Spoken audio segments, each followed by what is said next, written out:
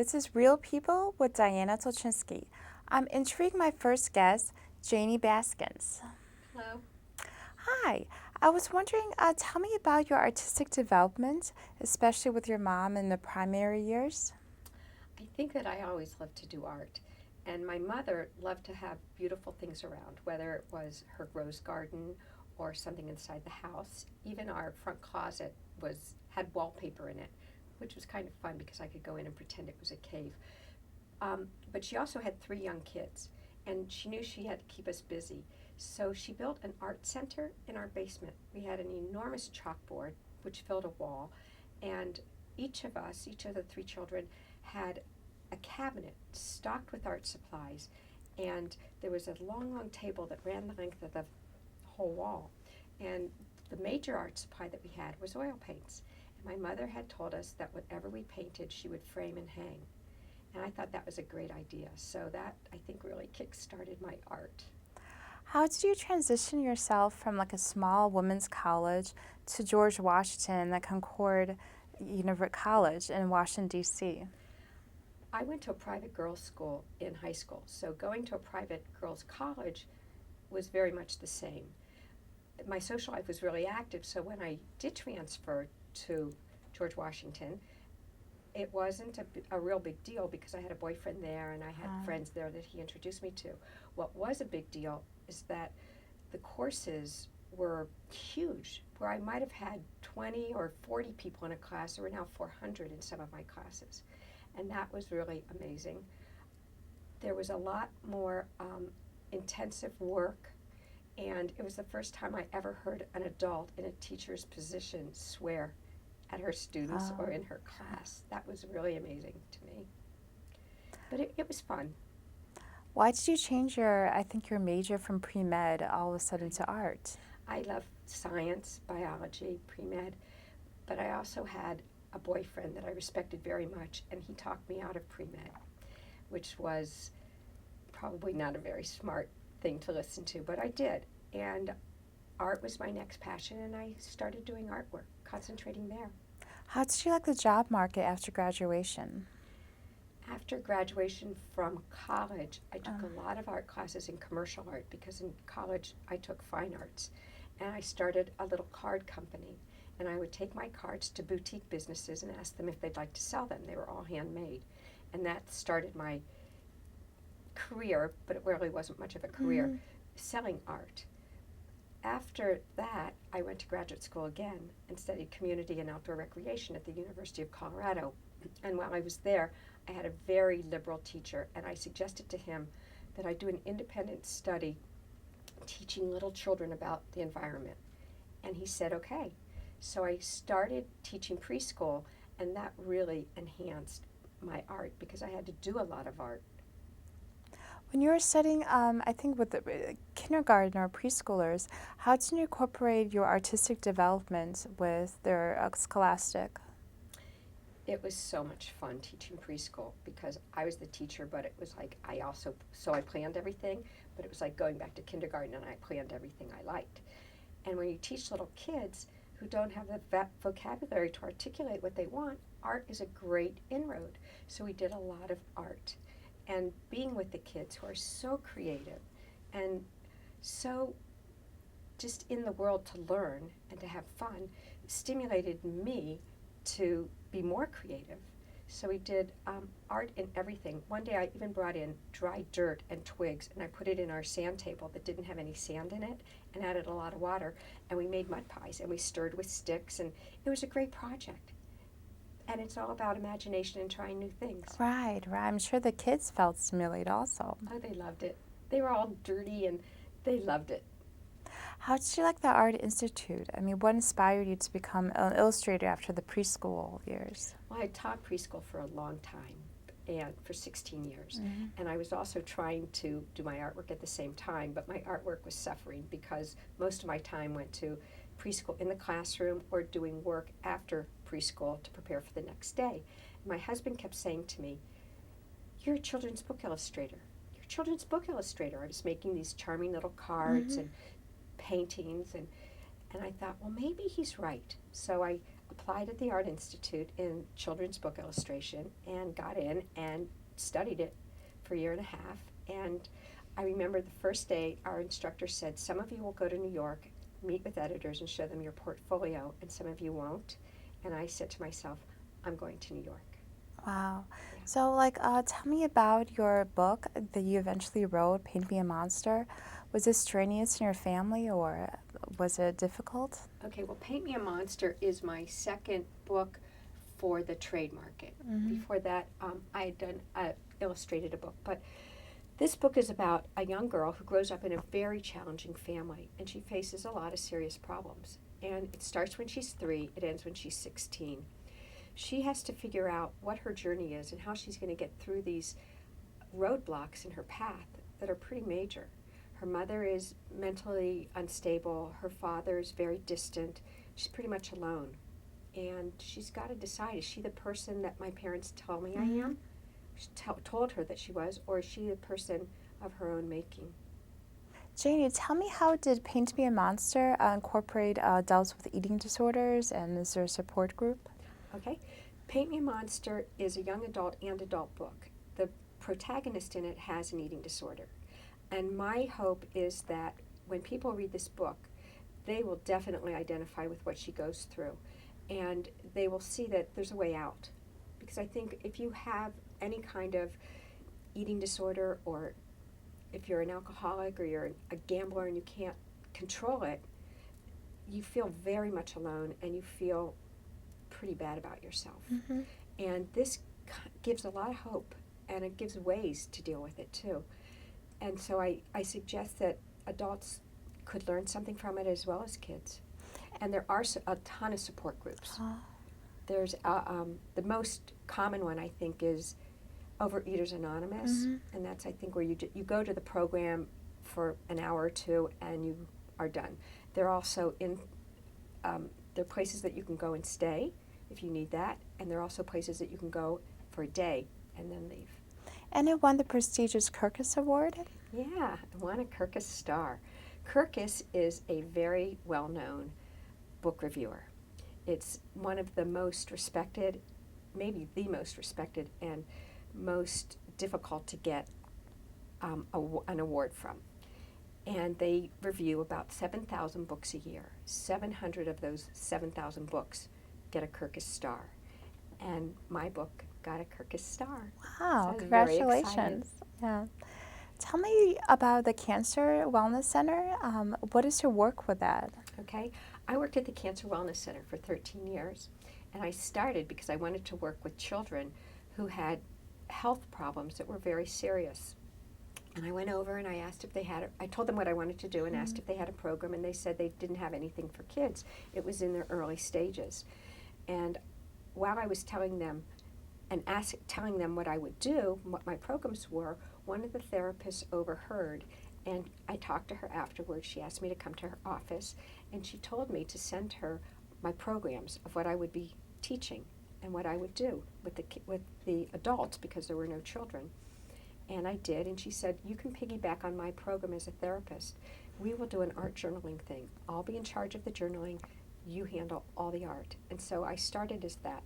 But meanwhile, I also worked as a volunteer doing whatever they needed, copying papers, filing, sending out invitations, emails, doing intakes for people that would come in for the first time.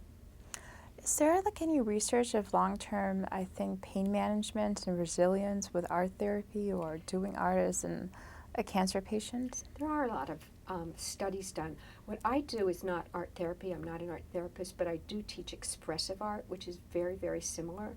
I'm not trying to solve anybody's problems, but I am trying to make people aware of what's going on in their heads and in their body and how they work together. And the studies have shown that, like many other integrative processes like meditation, a lot of physical effects happen during the creative process. Stress is reduced, blood pressure is lowered, good hormones circulate through your body, a lot of really positive things. And when your body feels better, your brain feels better. When your brain feels better, your body feels better. So it works in conjunction. And it puts people in control of something they can do. And when you have a really threatening disease, or any threatening disease, you don't have much control. And that is a really important part of healing. And it builds resilience, though. If you think about the oncology and then all the pain medication you have to take also. Right. Cancer is a very difficult disease. I was diagnosed a year ago, and it's very different. I was thinking about this because I work with kids who have cancer at One Step at a Time camp. I run an art program, I direct it, set it up, and then I go to camp and I get to be a counselor. There's that 5-year-old kindergartner again. But when you hear about cancer and you read it and you work in that environment and with people who have cancer, you become very compassionate and you understand what they're going through. But when you have cancer and you actually go through the experiences and the radiation or the chemo, whatever it is, then you know. It's like being on one side of a window or door and then opening it and going through to the other side. And it's very different. Janie, tell me more about the kids who are One Step at a Time and the workers that participate in the camp. Okay. One Step at a Time camp is a camp for children who have cancer or leukemia. And they serve about 400 kids a summer. I work there in the ACE program for with 13 to 16-year-olds. The kids come from a 4-state area and Glenview. There are many kids from Glenview. And they have a regular camp experience, which is something that they don't normally get to do because they're ill, or maybe they can't do certain things because they're afraid that they'll be bullied or made fun of, maybe because they don't have hair, or they're missing a limb, or they're in a wheelchair. It could be anything. But at camp, everybody's the same, and everybody understands what each other has gone through. The people that work there are all volunteers, and there's more than just One Step at a Time summer camp. It's through Children's Oncology Services, Inc. That's their biggest program, but they have family camp, brain tumor camp, sibling camp, Dude Ranch camp. There are a lot of other ones. It's a wonderful place. How do the kids relate to you in the One Step at a Time camp, and how do they promote artwork? Well, I'm pretty goofy at camp, so and the kids love that. And I'm very cheerful, so we've always had a good relationship. But once they discovered that I had cancer and was a survivor, first of all, they love hearing that I'm a survivor. Second of all, once they find out that you are in their situation and you've been through what they've gone through, it just sort of sets up an intimacy where I could ask questions about almost anything about their treatment or how they feel or what's going on with them that I might have shied away from beforehand. Tell me about your volunteer work at the Center of Independence Futures in Evanston. Okay. I love the Center for Independent Futures. A friend of mine from camp, who was also a volunteer there, introduced me to it about 4 years ago. And it's a place where people who are mentally, emotionally, or physically challenged can go, and there are all kinds of programs for them.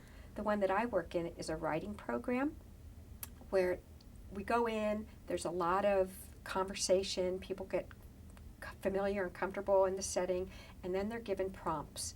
And they write on the prompts for an hour and a half. They come back, separate into groups, and then everybody reads what they've written, and the group comments on it and how it affected them. And I just want to say that this was started by Barry Siegel, who does an incredible job. Do you have any plans for teaching art mosaics or journaling? I do. I'm actually going to have a mosaic class soon, and I brought a couple mosaics to show. This was an old watering can, and I kind of turned it into something fun. And because I used an adhesive that can go outside, I can actually put it outside, and this is definitely the season. And I also brought a picture that hangs on the wall, and it's multimedia with glass and tiles and photography and painting and ceramics. And it's just a lot of fun. And so my class is a beginning mosaic class that is every Saturday in June. And if anybody's interested, they can contact me at my email address, janiebaskinart@gmail.com. I understand some of your artwork is in the Cancer Wellness Society, and you had a reception in the Sheridan Gallery. Well, the Sheridan Gallery of Art, which is a lovely little gallery on Sheridan Road in Highland Park, had a show up 100 artists, 100 pictures. And it was just taken down on Monday. But it was a really good show. And I did have a piece up there, and it sold. So that was very nice. That's intriguing. Yeah. And Cancer Wellness Center, I had run these programs for so many years because I was there for 13 years that I really wanted to find a way to honor the people that were making the artwork and honor the fact that they had the courage to come and do it, even though some of them were very, very sick. So I suggested that we have an art show. And they loved the idea, and they decided that it would be an art show for anybody who takes advantage of the center who would make any kind of art, photography, painting, assemblage, ceramics. So it was really fun for me because I got to arrange where all the artwork would go. I arranged the lighting. I arranged the order of things. It was so fun. And we had an opening night, and the reception was great. That the participants were so proud of themselves and so excited to have people see their work and to be given a voice to speak. Yes. It was fantastic. Yeah. I like that Red Dot, especially in a studio. Yeah. What countries are you planning to visit in your lifetime? Tell me about some interesting stories. Well, let's see. I've been to a lot of countries. I have not been to Africa or India. And Africa is planned for this year because I really want to go on safari. Wow, yeah. And India because I really want to see the Taj Mahal. The other places, I would go almost any place else. Ireland is high on the list. I was in Ireland for about 2 hours, but I didn't get to see anything. So there's a lot of traveling. My favorite place that I've ever traveled to is the jungle, particularly the Amazon. Because I have a pre-med background, I'm very interested in science and animals, zoology, and there are a lot of medicines that haven't even been discovered yet in the Amazon. And there are a lot of ways that the natives who live there use the plants as medicine that we turn into a drug. And I love being there and learning and seeing all that really neat stuff. Do you have any family abroad, or do they stretch their wings? I do. I have a sister that lives in New Zealand, which comes in very handy because it's a beautiful place to visit. And it's not very far from Australia. So when I'm in New Zealand, I can go to Australia as well. Tell me, how did you promote artwork when your daughter was young, or the primary years? Yeah. I wanted my daughter to be a wonderful, grown-up, full, independent person, but I also wanted her to be imaginative and have creativity, because I think that is an asset that can take you anywhere. So, but when she was 3 months old, we started doing artwork. I started painting her hands with watercolors and taking handprints, and I did that for many, many years, and I did it every 6 months. And then when she could sit up, we started painting with pudding on the table, and then we moved to whipped cream on the mirrors. And when she wouldn't put the stuff in her mouth anymore, we started using shaving cream on the mirrors, and we could make faces and the alphabet and numbers and crazy animals and play peekaboo by spreading on the shaving cream and taking it off. And we did a lot of things. I used to make spaghetti and let it cool, and then I would pour it on our clean kitchen floor, and we would just sit there and mush it and make designs. And it was so much fun. So she had an early start. Wow, so that's very interesting. Yeah. Do you have any tips for future art professionals or art therapists in high school? Or? Yeah, I think if you want to go into art therapy, it's important to look at who you are as a person. You need to be enthusiastic. You need to be compassionate. You have to be introspective and also able to take your experiences and not put them on somebody else's, but be able to analyze or think about somebody else's drawings in terms of maybe what you do and in terms of what they do. It's a wonderful market. There are a lot more schools there now than there were 20 years ago. So there are many places you can go to school instead of just 2 states now. How is it different from like the therapeutic or the commercial design? Like, do you have any advice like to separate the tracks, or between art art classical therapy or expressive art that I do and commercial art? Yeah. They're worlds apart. It's like, what's the difference between being an engineer building a bridge and being an engineer and trying to figure out how to put a gingerbread house together? In commercial work, commercial, you're doing it for a group of people, and you're usually pleasing someone else. Mm-hmm. You could be an architect, you could be designing logos for a law firm, you could be anything that's of a service to someone else or yourself. Therapeutic art, which includes expressive art, is dealing one-on-one with the person. And for me, it's trying to get them freed up and in a space where they feel very safe so they can just take a look at themselves, not like, who am I as a person and what am I doing, but what makes me feel good? And I think I want to do more of that. And why haven't I done this before? And have them walk out of my house or my studio or the gallery that I'm teaching in, wherever I am, feeling empowered. Mm-hmm.